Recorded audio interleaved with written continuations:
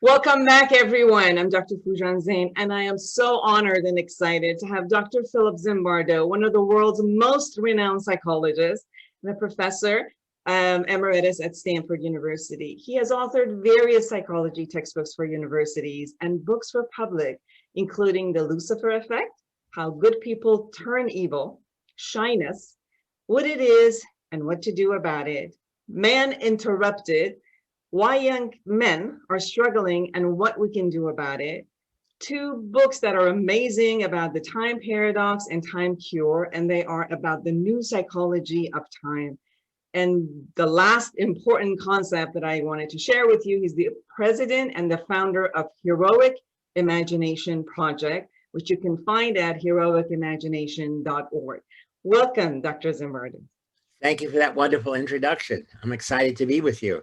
I've learned so much from you. I follow you in all of the evolution of psychotherapy. I walk wherever you are, and I've had the honor and the blessing that you've been on my show another time, and I just learned so much from you. And I've watched you grow from one thing to another and to another, and it just inspires me to look at how you come through. First of all, I just want to tell everybody, if you've ever watched Dr. Zimbardo, his presentations are they're vibrant. You bring music, you bring color, you bring excitement, and we all learn from that. And you take risks.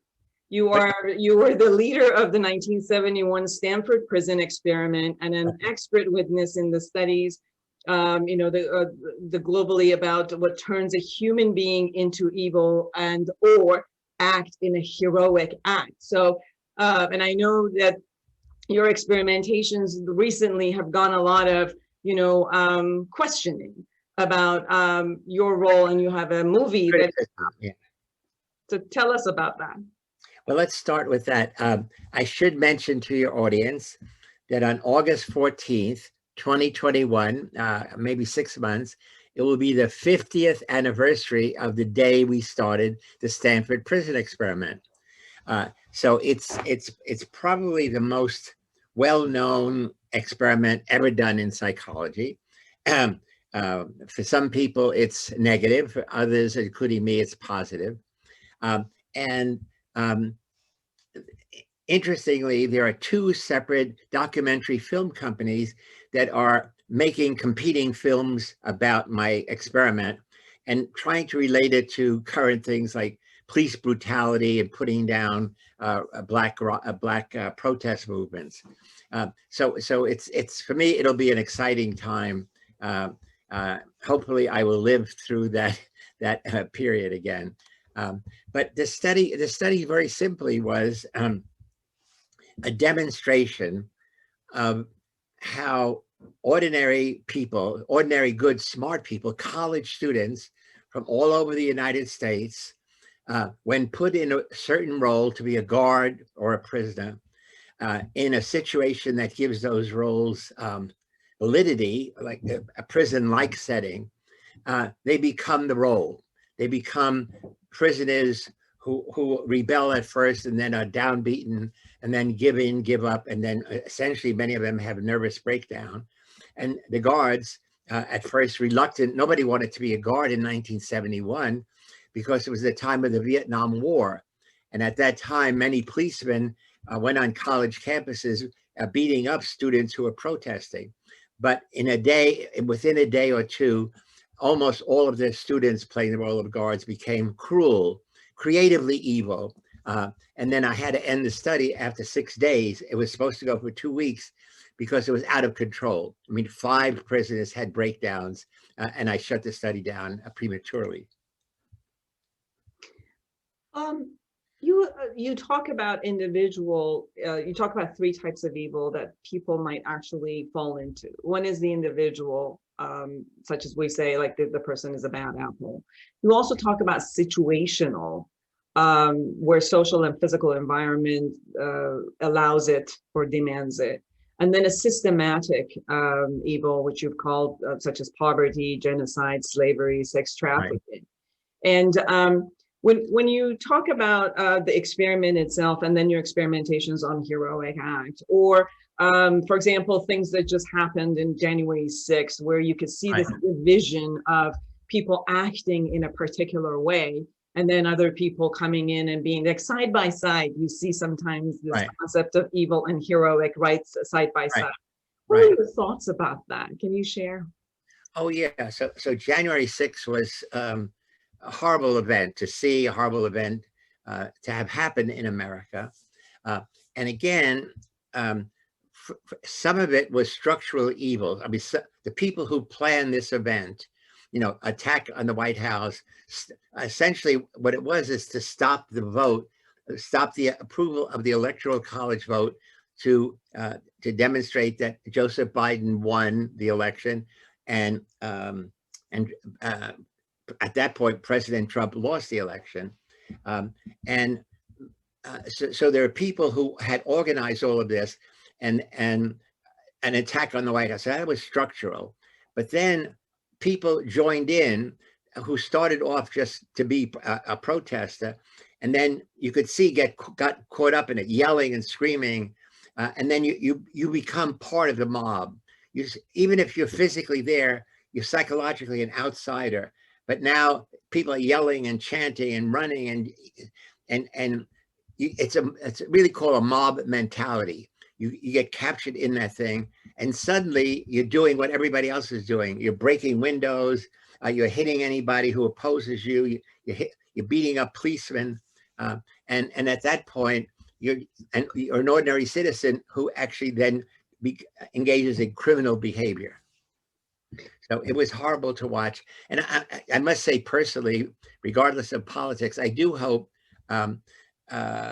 former President Trump is impeached a second time, because he is responsible for creating that riot and for the deaths of 5 people. So Dr. Zimbardo, if we look at the concept of, for example, an individual who might be the bad apple, who, due to maybe childhood traumas, due to brain injuries, due to different aspects, does do destructive behaviors, and then yet could that person being in an environment that promotes heroic acts shift, and then vice versa? Can someone who is very healthy psychologically put in, as your experiment, put in a position of a situational or a systemic and fall into it? And then what should people look into as far as the individualism of themselves into choosing instead of automatically falling into this mob concept? Yeah, I mean, it's a very good point, is that the number one principle is we have to be aware of our own vulnerability. We all know the extent to which we sometimes conform, comply, obey too easily. We begin as children obeying your parents, obeying your teachers, obeying religious leaders. So we're really taught to obey. But then the problem is, what about leaders who encourage you to do something destructive, like attack the Capitol? So what's really important is for all of us to always monitor our own dispositions, our own tendencies to give in, to comply, to join the group, and then also, and this is where we lead into what I'm talking about in the Heroic Imagination Project.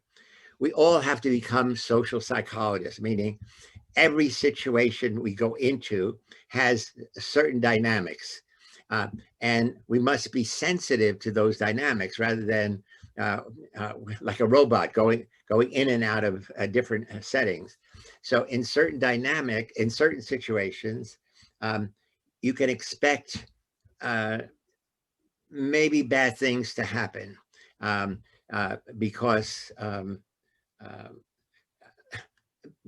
there will be people there who are inviting you, not pushing you. They invite you to join the group. They invite you to join the cause. And so it seems good because there are good causes, but there are also bad causes.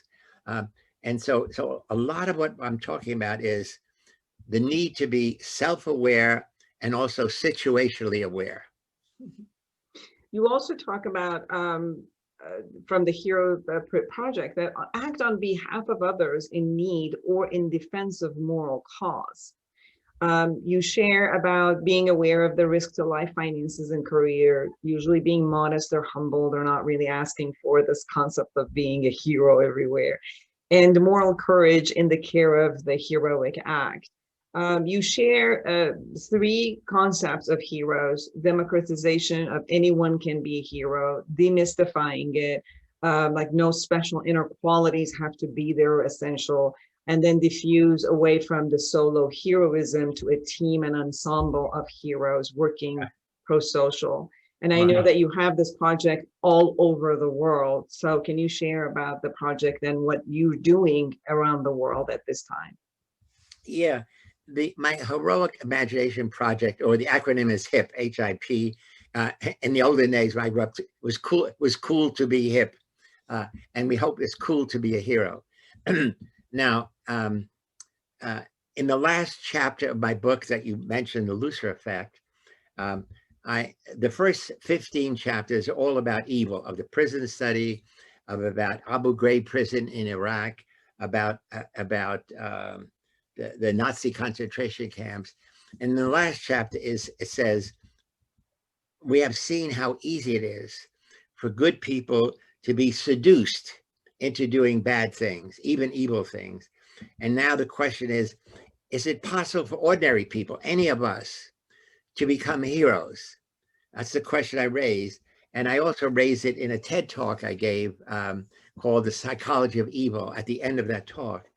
And so I begin by saying, our usual conception of heroes are extraordinary people. You know, we go from the Greeks, Odysseus, from Martin Luther King and Nelson Mandela and Marie Curie, so Mother Teresa. So we have these people whose whole lives were invested in good causes. But I'm saying, no, heroes could be any of us. And you're a hero if you do one act of what I call sociocentric act, one act that helps someone in need. You don't have to have a lifetime of heroism to be called a hero. Now, the other issue is, like, there's the Carnegie Foundation that every year announces heroes. In almost every case, those heroes are people, mostly men, who have died in action, helping others. So it comes out of wartime, where you die taking a bullet for your buddy, is the phrase. But also it's policemen and firemen and first responders. And I'm saying, no, that's one definition of hero. I'm talking about people who come to the aid of somebody who is hurt, who's bleeding, who's falling down.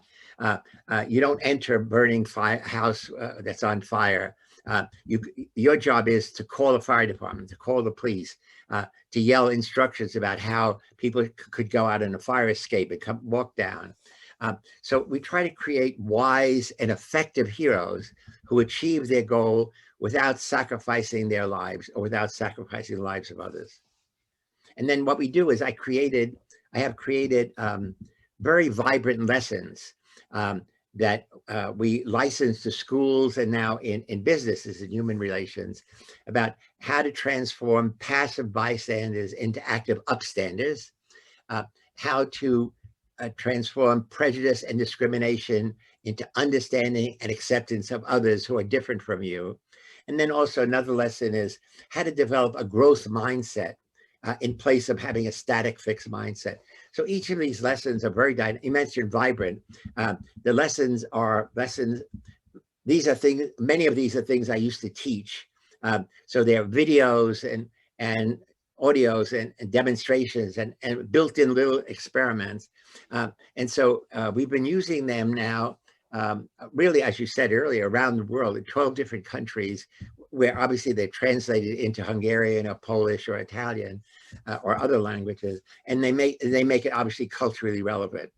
And then we demonstrate that they work. There's a reduction in bullying. there's a reduction in prejudice, there's an increase in leadership, and essentially people who've gone through the lesson say, I feel better about myself having this heroic armament around me. Certainly, people feel better about themselves when they are in the heroic stance versus the the part of them that goes after a destruction. One of the books that you have, Shyness, and you've done a lot of studies around shyness, and especially in men. You conceptualize shyness as a self-imposed, I love the sentence you put, as a self-imposed psychological prison in which the shy individual is both guard and reluctant prisoner, limiting freedoms of speech, association, and action. And you also share about the tech revolution, where how it has been replacing people face-to-face communication versus, the text then being away from each other, especially after COVID. Also, I think it became a norm. But I've also sensed that, boys gravitate toward gaming and consistently being around the gaming versus girl. And it's been part of my question, and I'm asking some of the neuroscientists to actually do some longitudinal studies about what happens to the brain of a male versus female after introducing decades of these games that usually boys and men go toward versus female. Right. Your thoughts, please, on shyness and games and all of it. Well, let's start with the games that go backwards. Is that it would be exciting to have neuroscientists begin, as many, maybe they're doing it, to do this research, to do some longitudinal studies of young boys and young girls of the same age over even a 2 or 3 year period, because I think their brains are altered. That is because you're living in this very tight physical, mental concept where, and it's almost always war game. There's always an enemy. So and your job is to kill. So it's you get points for all the planes you shoot down, all the enemies you kill. And then what I mention in my book, Man Disconnected, is that many of these boys when I say get addicted, I mean they play up to 10 hours or more every day or every night. They're locked in their room. Their parents don't know what they're doing. But see, in fact, for many mothers, they say, well, he's safe. He's in his room. He can't get in trouble. But he's getting in trouble because he's altering his brain. Now, the other thing that happens is, even though the games are exciting, after a while, the boy needs a release. And the release is they switch to watch pornography online. So their whole life is violent video games and actually violent conquest of women in pornography.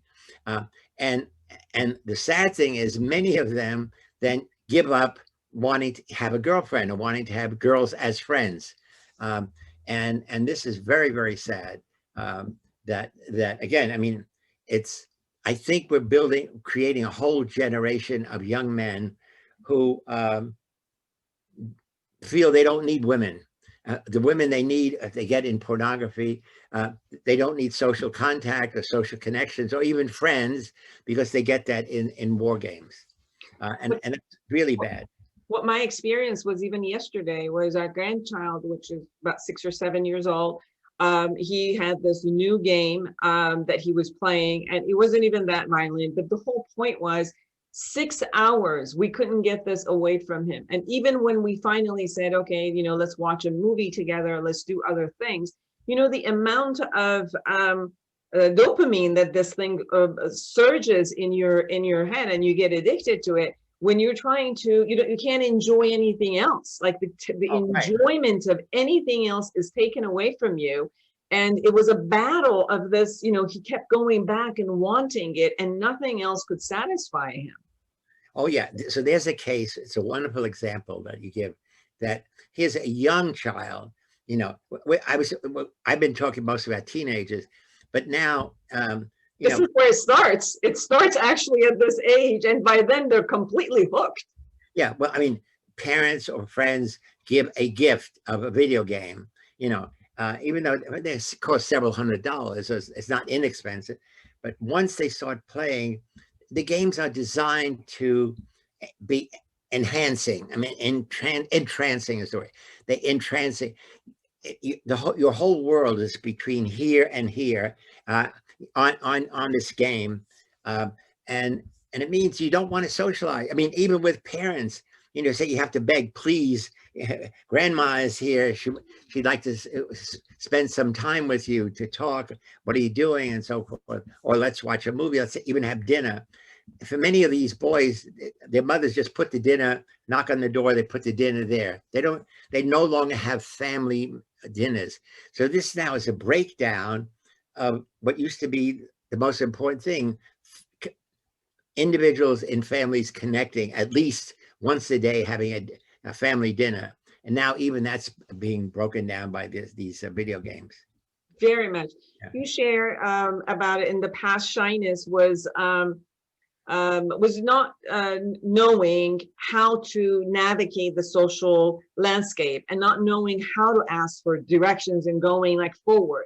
New shyness is being unwilling to ask for directions, not wanting to connect with others. And that's what you're saying. Like you kind of go in being so comfortable in your own virtual reality that just being away, it becomes the norm. So then it becomes so hard when these kids want to enter not only the relationship, intimate relationship in marriages, but also workforces. Right, of course, that's a good addition. Now, so in the olden days when I first started studying shyness, I have to mention, right after I did the prison study, because as you highlighted very nicely, in talking to my students at Stanford after my class, after the experiment, I said, I presume none of you are planning to be a prison guard. None of you are planning to be a prisoner. And so why should you be interested in this study? Well, I said, I know many of you are shy from my interaction with you. And we can think of shyness as a self-imposed psychological prison, where you become your own prisoner by saying, I can't ask the girl for a date. I can't ask the teacher to answer my question. I can't ask the boss for a raise. And that you create your own psychological prison. And then once you put yourself in it, then the guard in you says, now you can't get out because people will laugh at you. Nobody wants to know you. And I know you said earlier, some of your audience is psychotherapists. We started a shyness clinic at Stanford when I was working there, which is now still functioning in Palo Alto University, which is a clinical training program in Palo Alto. And our training focuses on identifying in each client or each person 3 elements. One is lack of communication skills. A second one is cognitive. What you're saying, I'm dumb, I'm ugly, I'm too fat, I'm too skinny, and nobody will like me. And the third one is physiological. You blush, have difficulty talking. And this. So then we have a treatment for each of those 3 components. For the first one, we really, and in quote, we send you to actor studio. We teach you how to give a communication, how to talk, how to present yourself, just as if you're going to an actor studio. And the second thing is cognitive behavior therapy. We get you to change what you say to yourself. You're not dumb, you're ugly. I simply take a little bit longer than other people informing my answer. And then the third is we teach you relaxation skills to relax, control your emotions, so you stop blushing, and so each of those 3, when done well, we get 100% cure. Our treatment is always in a group because shyness is a group phenomena. And we've been, as I said, we've been doing this for 30 or 40 years, and we are 100% successful in our treatment. So I would encourage, now the other problem with shyness is, you're too shy to go to treatment for your shyness. That's true. What would your suggestions be for parents of young boys or teen boys regarding this type of, getting addicted to the two concepts of first, obviously, gaming and electronics, and then porn? You share about looking at fatherlessness and single motherhood rising around the world, and obviously they don't have time to constantly monitor, and most of the teenagers hate being monitored anyway, so they would fight over that concept.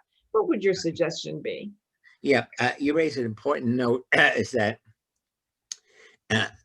it's a phenomenon that's happening in America and now around the world, of young people growing up without a father. Many parents getting divorced, and it's actually being worse during the pandemic, where men and women who are married are living together, or couples living together, and they realize they don't have anything in common, or they don't have enough in common to keep going.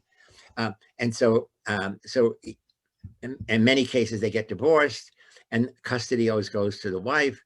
And so you have in America, maybe 50% of all young children grow up without a father in the home. Now, young girls don't need a father as much as they need a mother, because that's their role model. But boys need a father. Fathers give love unconditionally. Fathers say, you have to get good grades in school if you want your allowance. You have to do homework, etc. Mothers say, I love you no matter what. You are my child. You are my blessing in life. So one of the things we argue is we need to have uncles and cousins step in where you have a relative who doesn't have a father, and essentially to do things with them which do not involve gaming. Take them to a sports event, take them to the zoo, take them to a playground, essentially doing things in the open air, so it's fresh. Take them on a hike. Just open the world to them, that there's a world beyond the video game and the world beyond the pornography. And so I think in some communities there are starting to be men's groups who, like men who almost adopt a kid, and let's say every Saturday they meet together to do some task. And I would encourage that everywhere. Like a big brother or a mentorship concept. Yeah, right. So what I'm hearing from you is the most important factor is connection. If they actually get a connection with another male, the male bonding that is there, it raises them to a space of wanting that type of a connection, and then therefore be willing to let go of that, whatever device is, because the connection associates with positivity for them. Yeah, I mean, you realize that for the first time they realize it's fun to be connected to somebody else, or fun to do something that somebody says, hey, you're a good kid, or you're a handsome guy, or that's a nice idea. And your video game, all you get is a score. You get, the more you play, the higher your score is. But then you realize the importance of that social connection. Again, it's almost, it's the opposite of the shyness. Is we're saying video games, I presume, we haven't done the research, I presume this is again what shy kids would be really good at, because it doesn't involve personal connections. But as a social psychologist, as a parent, I believe that, and as a Sicilian, nothing is more important than family, friends, connection, and we're losing that. And see, I'm worried about the coronavirus quarantine, because many young people are now figuring out how to live a life without anybody else, or live a life with people on Zoom, with fake people. Absolutely. And social media is also adding to that, where they can be whomever they want in this virtual way of not facing even consequences for their conversation, but they could just Right. blow out anything without any type of connection. But also we've seen that engaging in social media has created more isolation for kids, more depression and anxiety, and even higher level of suicide, because they only see like the greatness of others and feel like I'm completely separate because they're not in the reality of the connection of one-on-one. Oh yeah, and again, even for that's where young girls get in trouble. You know, girls put on a picture of themselves looking beautiful with makeup, or even they will adjust the image, and other girls say, "Gee, I'm ugly compared to her," or no wonder all the boys like her, and not me. So it's so again, it's a lot of the social media creates negative social comparisons for many young girls. Yes. I want to switch to your Okay. next wonderful psychology methodology. And this is the time zone. It's the time Okay. paradox, the flow of human experience into different time frames or time zones. And you Right. talk about 6 main time zones. Would you share about that? Sure. So the other thing, the other thing that came out of the prison study, beside the work on shyness, was trying to understand the psychology of time. Because in that study, no one was allowed to wear a wristwatch, none of the staff, and it was in a basement, so there was no daylight or night, and so in a very short time, time got distorted. Each guard shift was 3 hours, a morning, afternoon, evening, and so much happened in each shift that it began to feel like that was a whole day to me and my staff, as well as to the prisoners. And and so after 2 or 3 days, it felt like the experiment had been going on for a week or more. Um, and then when it was all over, I just reflected on on the distortion, and that even in my own mind, and I began to think about how do we construct time zones or time frames, um, um, and um, and I started to interview people and talk to people from different. I travel around the world from different countries, and I realized the obvious three is a past, present, future. But the more I talked to people, the more I thought about it. I said each of them has a positive and negative dimension. So if I ask you, tell me about your past, some people will talk about the good old times, uh, family events, the time you got a commendation, you got an A, you got your driver's license. Or other people, same age, same background, they say failure, rejection, um, not getting what I needed, not getting what I wanted. So the past then is for some it's past positive, some past negative. And then for the future, again, the reason you go to school is to develop a future orientation. You plan today for what's going to evolve tomorrow. So it's really good to have a future orientation, but for some people, it becomes negative. You worry about, if I set a goal, I might not be able to reach it. I might not have the talent. I might not have the money. I might not get the help. So the future can also be positive and negative. And then for the present, for some people, we call it present fatalism. You say, nothing I do makes a difference. I'm poor. I have a second-rate job.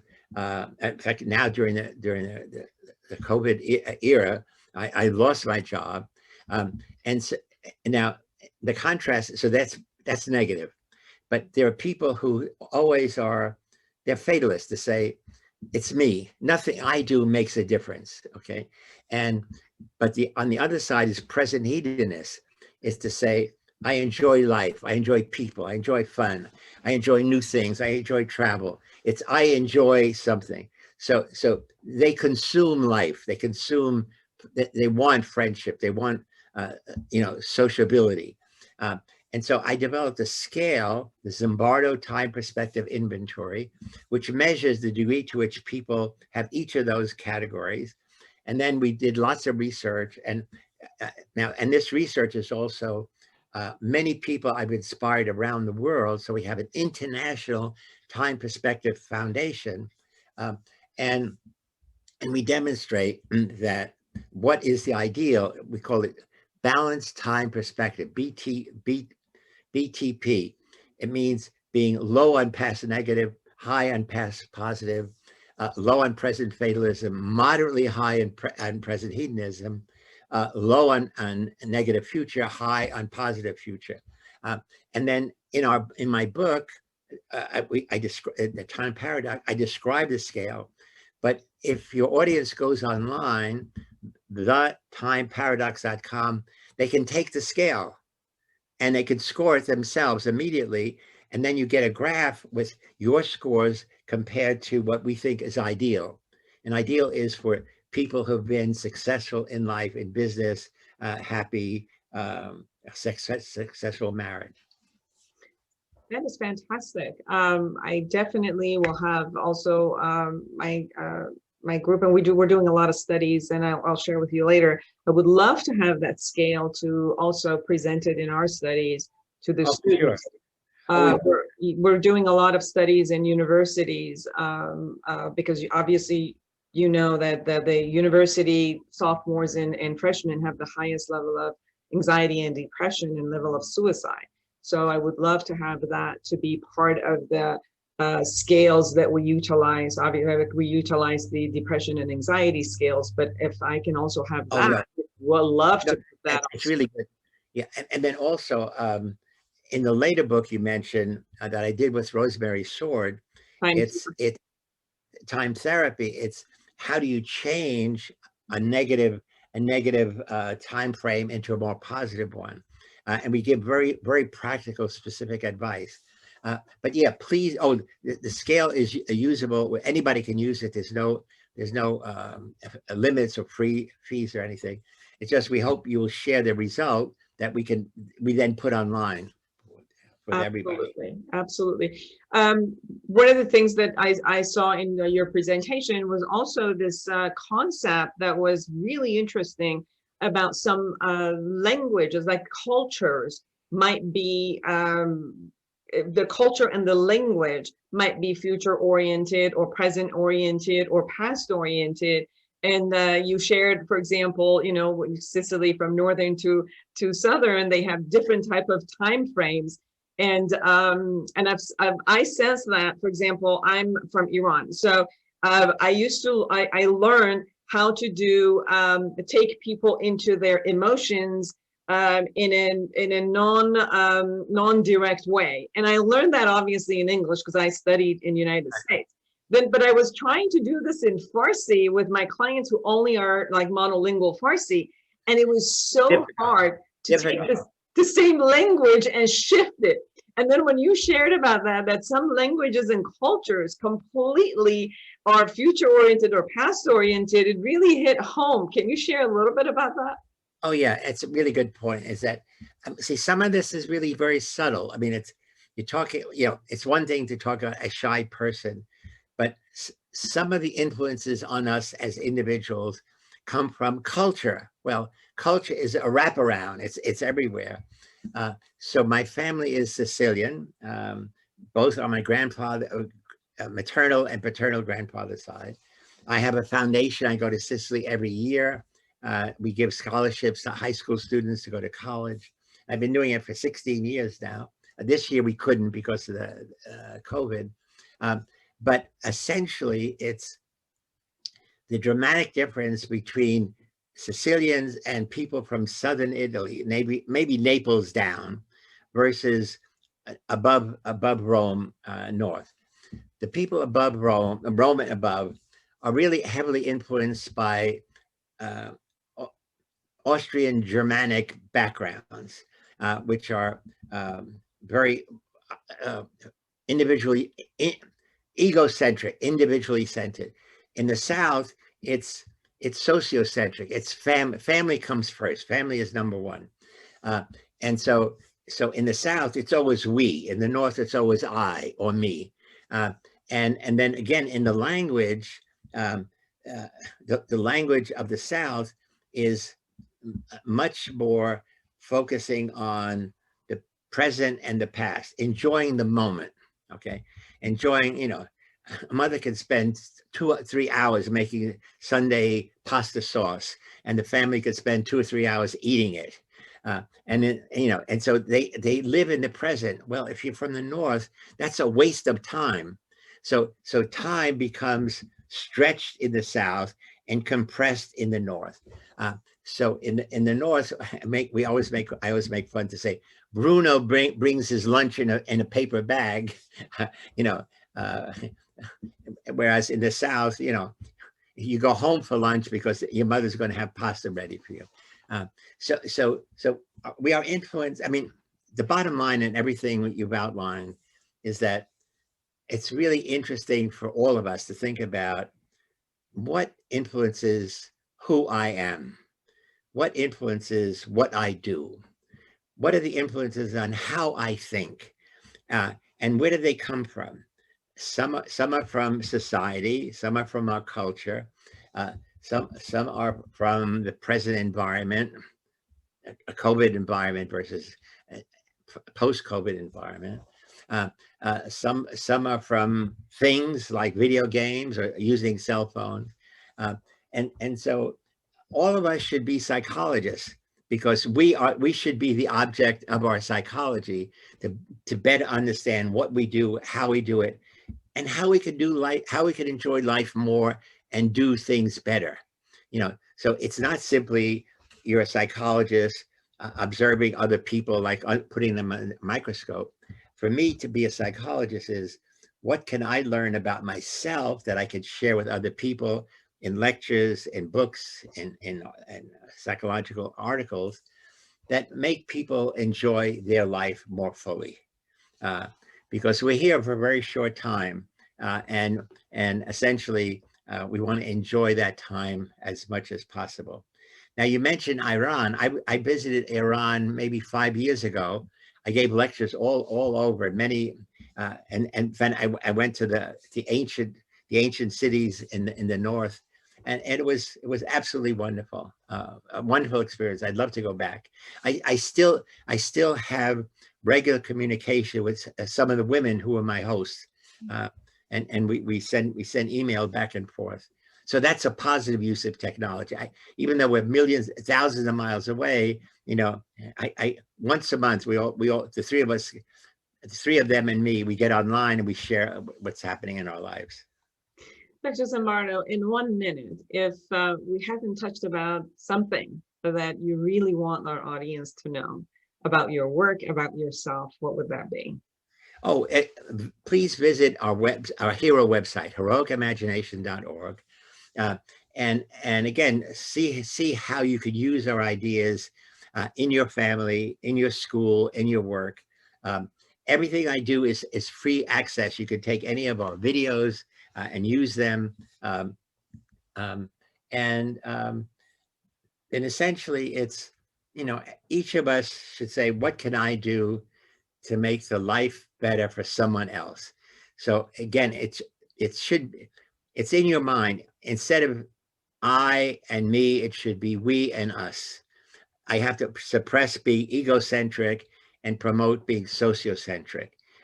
And so that is, for me, that should be the goal in life for all of us.